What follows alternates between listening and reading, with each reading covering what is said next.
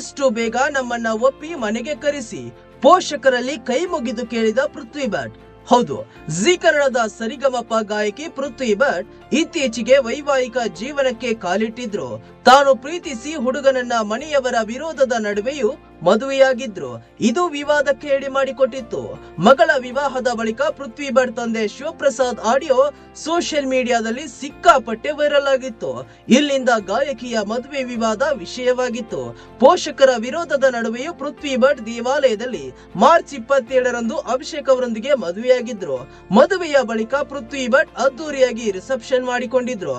ಇದಕ್ಕೆ ದೊಡ್ಡ ದೊಡ್ಡ ಸೆಲೆಬ್ರಿಟಿಗಳು ಕೂಡ ಬಂದಿದ್ರು. ನಿರೂಪಕಿ ಅನುಶ್ರೀ, ನಟಿ Mokshita Pai, big boss season 11ರ ವಿನ್ನರ್ ಗಾಯಕ ಹನುಮಂತ್ ಲಮಾನಿ, ವಿಜಯ್ ಪ್ರಕಾಶ್ ದಂಪತಿ, ನಟ ಒಳ್ಳೆ ಹುಡುಗ ಪ್ರಥಮ್, ಸಿಂಗರ್ ಸುನೀಲ್, ಹಂಸಲೇಖ ಅವರ ಪತ್ನಿ ಲತಾ ಹಾಗೂ ಸರಿಗಮಪ ಸ್ಪರ್ಧಿಗಳು ಕೂಡ ಆಗಮಿಸಿ ಶುಭ ಹಾರೈಸಿದ್ರು. ಜೀ ಕನ್ನಡದ ಸರಿಗಮಪ ಶೋನಲ್ಲಿ ಪೃಥ್ವಿ ಭಟ್ ಭಾಗವಹಿಸಿದ ವೇಳೆ ಅಭಿಷೇಕ್ ಜೊತೆ ಪ್ರೀತಿ ಹುಟ್ಟಿತ್ತು.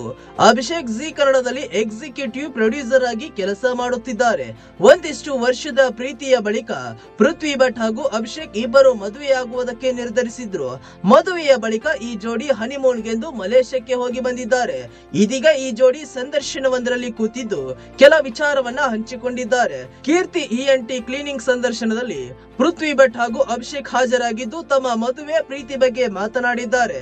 ಅದಕ್ಕೆ ಸಂಬಂಧಿಸಿದ ಪ್ರೋಮೋ ವೈರಲ್ ಆಗುತ್ತಿದೆ. ಪ್ರೋಮೋದಲ್ಲಿ ಒಂದಿಷ್ಟು ಇಂಟ್ರೆಸ್ಟಿಂಗ್ ಸಂಗತಿಗಳನ್ನ ಜೋಡಿ ಹಂಚಿಕೊಂಡಿದೆ.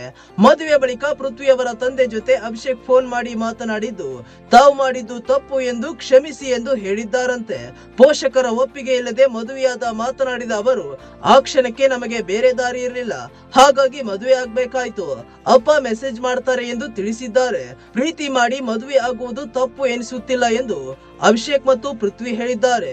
ಪೋಷಕರು ಖುಷಿಯಾಗಿ ಇರಬೇಕು, ಆದಷ್ಟು ಬೇಗ ನಮ್ಮನ್ನ ಒಪ್ಪಿ ಮನೆಗೆ ಕರೆದ್ರೆ ಸಾಕು ಎಂದು ಪೃಥ್ವಿ ಭಟ್ ಪೋಷಕರಲ್ಲಿ ಕೈ ಮುಗಿದು ಮನವಿ ಮಾಡಿದ್ದಾರೆ.